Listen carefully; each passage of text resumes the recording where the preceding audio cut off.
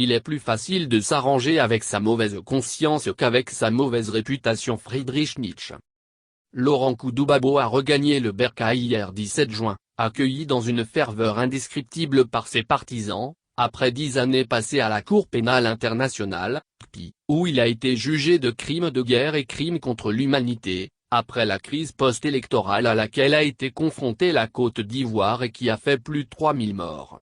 Laurent Gbagbo et son ancien ministre de la Jeunesse Charles Blé Goudé ont été finalement blanchis par la CPI, ce qui a favorisé le retour de l'ancien président. Ironie de l'histoire, la procureure de la CPI, la Gambienne Fatou Bensouda qui s'était posée en ennemi juré de l'ancien président ivoirien, a rendu aussi son tablier la veille, le 16 juin, après 9 ans à la tête de la juridiction pénale internationale. Elle cède la place à l'avocat britannique Karim Khan. À l'occasion de son départ, Fatou Bensouda, dans une interview accordée à la BBC, a botté en touche les critiques portées contre la Cour pénale internationale, CPI, selon lesquelles elle ne s'intéresse qu'aux Africains. Pour l'avocate gambienne, ces attaques font partie d'une campagne de propagande menée par ceux qui voulaient discréditer la Cour. Le travail de la CPI ne consiste pas à cibler un continent en particulier. Elle suit les preuves, s'est-elle défendue.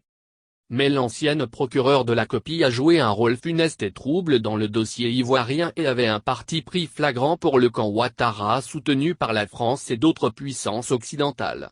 Elle a participé au triomphe de la justice des vainqueurs.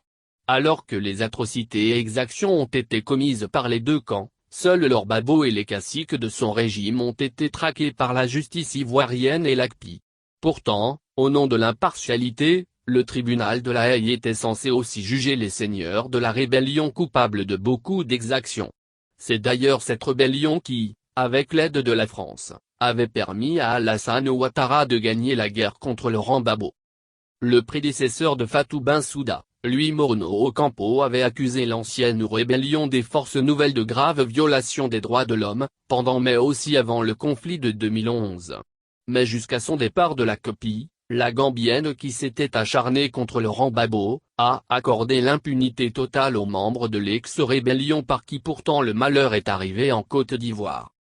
Fatou Bensouda a toutes les caractéristiques d'un juge soumis africain, partial, partisan et partiel. Elle est une plaie pour le continent. Le tribunal de La Haye est censé être universel. Mais la partialité de l'ancienne procureure a été également flagrante contre les États africains au point que plusieurs dirigeants avaient annoncé le retrait de leur pays du statut de Rome, y compris la Gambie, le pays de Fatou Bensouda qui avait demandé à la CPI de poursuivre les pays occidentaux pour la mort de milliers de migrants en Méditerranée.